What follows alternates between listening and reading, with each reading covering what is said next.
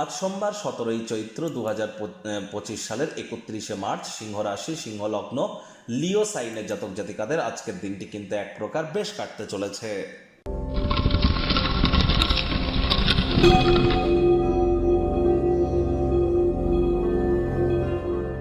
ভিডিওটির শুরুতেই রাজযোগ চ্যানেলের তরফ থেকে ইসলাম দরদি ভাই বোনেদের জানাই ঈদ উল ফিতরের হার্দিক শুভেচ্ছা ও অভিনন্দন বা মোবারক।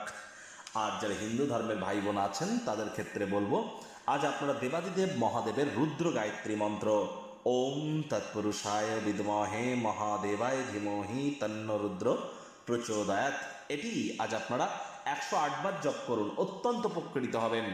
আজ আপনারা অবশ্যই চন্দ্রের বীজ মন্ত্র জপ করতে পারেন। যারা মানসিকভাবে দুর্বলতা অনুভব করছেন, ডিপ্রেশনের দিকে যাচ্ছেন বা কোনো প্রকার হতাশা বা মানসিক অস্থিরতা আপনাদের কাজ করছে, তাহলে মায়ের কাছ থেকে রূপোর তৈরি একটি চেন বা নেকলেস নিয়ে আপনারা গলায় পরে নিন। এটিও আপনাদেরকে উপকৃত করতে চলেছে। অফ হোয়াইট কালারের ড্রেস আজ আপনারা পরিধান করতে পারেন। সম্প্রতি মাত্র একদিন দুদিন আগেই কিন্তু শনি মহারাজ রাশি পরিবর্তন করেছেন, যার ফলস্বরূপ আপনাদের উপর ঠিক কী কী প্রভাব পড়বে অলরেডি চ্যানেলে ভিডিও আপলোড করা হয়েছে। সময় সুযোগ বুঝে দেখে বা শুনে নিতে ভুলবেন না। ভাগ্য মিটার আজ আপনাদের বলছে 8.5 আউট অফ 10, ভাগ্য আপনাদের অনুকূলেই থাকবে। কায়িক পরিশ্রম হলেও শরীর মনে সতেজতা এবং তরতাজাই আপনারা অনুভব করবেন। দীর্ঘদিনের লালিত পালিত স্বপ্নগুলি আজ কিন্তু বাস্তবে রূপ নিতে পারে।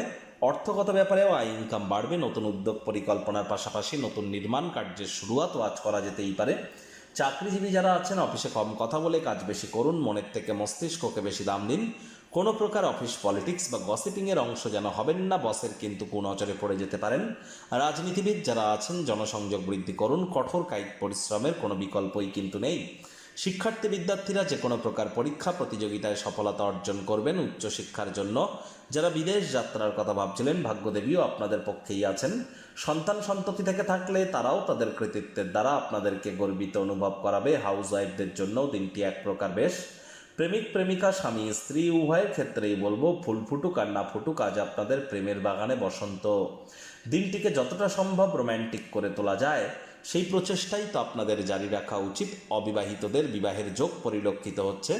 যারা প্রেমে পড়েননি তাদের জীবনে স্বপ্নের নারী বা পুরুষের আগমন আজ কিন্তু হতেই পারে। একটু প্রচেষ্টা আপনাদেরকেও করতে হবে। শত্রুপক্ষ বিরোধী পক্ষ আজ কিন্তু খুব একটি শক্তিশালী থাকছে না। পরিবার পরিজন নিকটস্থানীয় ব্যক্তিবর্গদের উপরে জোর করে নিজের মতামতকে যেন জাহির করবেন না। আজ আপনি কারোর সহযোগিতা ছাড়াই একাকী নিজের বুদ্ধি, ক্ষমতা এবং সময়ের বলে যথেষ্ট পরিমাণে অর্থ উপার্জন করতে সক্ষম হবেন। কথায় আছে, অন্যের বুদ্ধিতে কোটিপতি হওয়ার থেকে নিজের বুদ্ধিতে ভিখারি হওয়াও কিন্তু ভালো। আজ সমাজের থেকে যদি দূরে থাকেন, বন্ধু বান্ধবদের সাথে যদি সময় অতিবাহিত না করেন, আপনার প্রয়োজনের সময় আপনি কিন্তু কাউকেই খুঁজে পাবেন না।